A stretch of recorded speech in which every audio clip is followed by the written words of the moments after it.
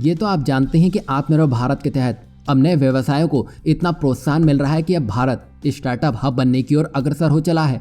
और स्टार्टअप के साथ केंद्र सरकार भारत में इलेक्ट्रिक वाहनों को नया मानक बनाने पर जोर दे रही है। वहीं भारत में इलेक्ट्रिक व्हीकल इंडस्ट्री दिन प्रतिदिन बढ़ती जा रही है, जिसको देखते हुए कई ईवी स्टार्टअप कंपनियां इस इंडस्ट्री में अपना लक आजमा रही हैं। वहीं इसी के साथ ही साथ राइडर्स को मॉडर्न ड्राइव एक्सपीरियंस देने के लिए कंपनियां ईवी टेक्नोलॉजी पर अधिक ध्यान केंद्रित कर रही हैं। और इसी क्रम में इलेक्ट्रिक वाहन निर्माता ओमेगा सेकी मोबिलिटी यानी कि OSM ने गुरुवार को भारत में अपने मौजूदा और भविष्य के वाहन मॉडल के लिए एक नई TSRF टेक्नोलॉजी कॉम्पैक्ट ई मोटर का उत्पादन करने के लिए इजरायली स्थित EVR मोटर के साथ अपने रणनीतिक गठबंधन की घोषणा कर दी है। यहाँ हम बता दें कि ट्रेपेजॉइडल स्टेटर रेडियल फ्लक्स यानी कि TSRF टेक्नोलॉजी इलेक्ट्रिक व्हीकल की रेंज, पावर और टॉर्क इनपुट को बढ़ाने में मददगार सिद्ध होगा। और इस टेक्नोलॉजी की मदद से बैटरी की वोल्टेज 48V से 800V तक बढ़ जाएगी, जिसकी वजह से इलेक्ट्रिक व्हीकल की रेंज तो बढ़ेगी ही, साथ ही साथ इससे टॉर्क और स्पीड में बढ़ोतरी होगी। वहीं OSM ने कहा है कि EVR मोटर एक नई और पेटेंट वाली मोटर टोपोलॉजी डिजाइन कर रही है, जिसकी मोटर पारंपरिक मोटरों से आधे से कम आकार की है,